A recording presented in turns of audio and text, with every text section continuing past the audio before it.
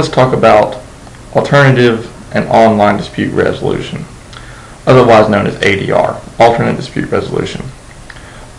Believe it or not, there's a lot of congestion right now in the court system. This is not a surprise to any of you. This is a problem. I mean, my gosh, if you have an issue with the court, it takes several years for the court to actually hear the case. So what do we do about this? Well, one thing that has developed is this thing called alternate dispute resolution. And through this, you have an alternative in lieu of litigation on how to solve your problems. It could be arbitration, mediation, negotiation, that sort of thing.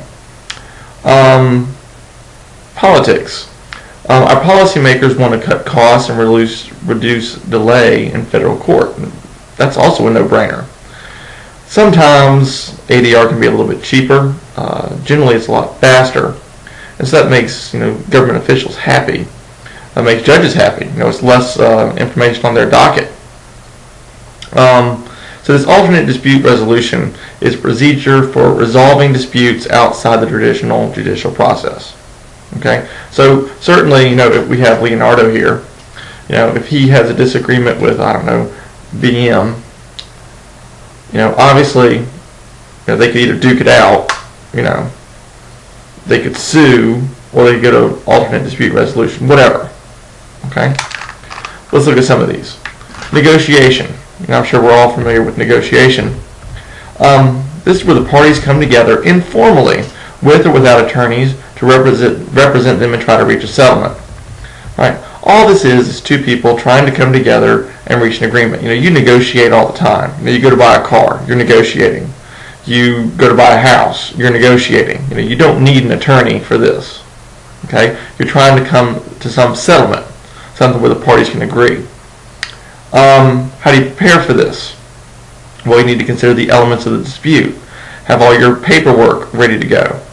Now, if you're going to go buy a car, do you just go in there and say, oh, I'll give you 10 grand? No, generally you're going to do a lot of research. Now you're going to decide what car you want. You're going to look at all the pluses and minuses. You're going to see what the car's going for in other areas. You're going to use all this as ammunition whenever you go to negotiation. All right? We also have assisted negotiation. Involves the assistance of a third party. We have these things called mini trials. And these are private proceedings in which each party's attorney briefly argues the party's case before the other party. All right, so this is very informal. Early neutral case evaluation. The parties select a neutral third party to evaluate their respective positions. The evaluator then points out the strengths and weaknesses of the case, and that becomes the basis of their negotiation. So you have some third party come in and you listen to the arguments, and they say, you know what, this was a strong argument for this side, this was a strong argument for this side, this is what you need to work on, this is what we actually need to negotiate. Because that third party is able to listen to both sides and say, hey, this is what's going on. Facilitation. Facilitator helps to schedule negotiation sessions and carries offers back and forth between the parties when they refuse to face each other in direct negotiations. So this facilitator helps out with the negotiation by facilitating the discussion. Okay? It's just negotiation. It's nothing to get excited about. Mediation, on the other hand, a third party called a mediator works with both sides in the dispute to facilitate a resolution. Right? Mediators talk with the parties separately and at the same time emphasizing points of agreement. Alright, so we have He-Man here. Alright? Y'all know who He-Man is, I hope. He-Man is going to be our mediator. And if you remember, we had Bill Murray, or Peter Beckman, and Leonardo. They were involved in a dispute. Well, these two guys are going to meet with He-Man. Okay?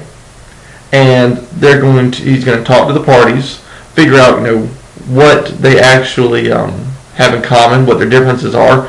Then he's going to speak to them one-on-one. Leonardo, what really is the problem here? Oh, well, BM's a no-good low rent. Well, yeah, I know that. He's going to find out what's going on with the dispute. Then he's going to talk to BM over here, and he's going to figure out what's going on with the dispute. And through this process, he as a third party will be able to see, what the problems are, and he'll be able to help by mediating and bringing these other two parties together so they can resolve their differences. Advantages of mediation.